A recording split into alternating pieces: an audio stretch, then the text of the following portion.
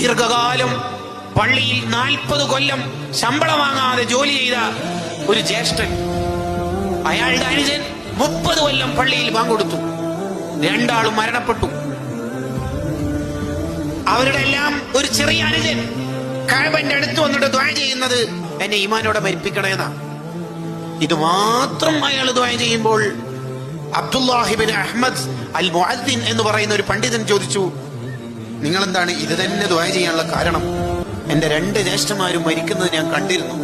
മൂത്ത ജ്യേഷ്ഠൻ 40 കൊല്ലവും അടുത്ത ജ്യേഷ്ഠൻ 30 കൊല്ലവും പള്ളിയിൽ വാങ്ങി വിളിച്ച ആളാ. അവര് രണ്ടുപേരും മരിക്കുമ്പോൾ ഖുർആൻ ആവശ്യപ്പെട്ടിരുന്നു. ആ ആവശ്യപ്പെടൽ കേട്ടപ്പോൾ ഞാൻ കരുതിയതില്ലേ ഖുർആൻ നെഞ്ചോട് ചേർത്ത് ചുംബിച്ച് ബർക്കത്തെടുക്കാനായിരിക്കും. പക്ഷേ അവര് രണ്ടുപേരും ആ സമയത്ത് പറഞ്ഞത്, നമ്മൾ ഈ ഖുർആനിന്റെ ആശയത്തിൽ നിന്ന് രാജിവെച്ചു, നിങ്ങളുടെ മതം നമുക്കിഷ്ടമല്ല എന്ന് പറഞ്ഞിട്ട് ഈമാനില്ലാതെ ചത്തുപോയ മനുഷ്യന്മാരാ. ഈ മഹാൻ ചോദിച്ചു, നിന്റെ 2 ജ്യേഷ്ഠന്മാർ ഇത്രയും കൊല്ലം പള്ളിയിൽ ബാങ്കൊക്കെ കൊടുത്തിട്ട് എന്തു പറ്റി? എന്റെ 2 ജ്യേഷ്ഠന്മാരും അന്യ സ്ത്രീകളെ കാണുന്നതിൽ, ഹറാമായ കാഴ്ച ഉണ്ടാവുന്നതിൽ അവർക്ക് പേടിയില്ല. പുതിയ തലമുറ കേൾക്കേണ്ട ഒരു ആശയ. ഉറൂസിനും ഡെക്കറേഷൻ ബൾബിനും നബിദിനത്തിനൊക്കെ നമ്മളെല്ലാരും ഉണ്ട്. അകത്തളത്തിൽ ഹറാമിന്റെ പേക്കൂത്തുകളാണ് നമ്മുടെ ഓരോരുത്തരുടെയും വീടുകളിൽ നടക്കുന്നത്.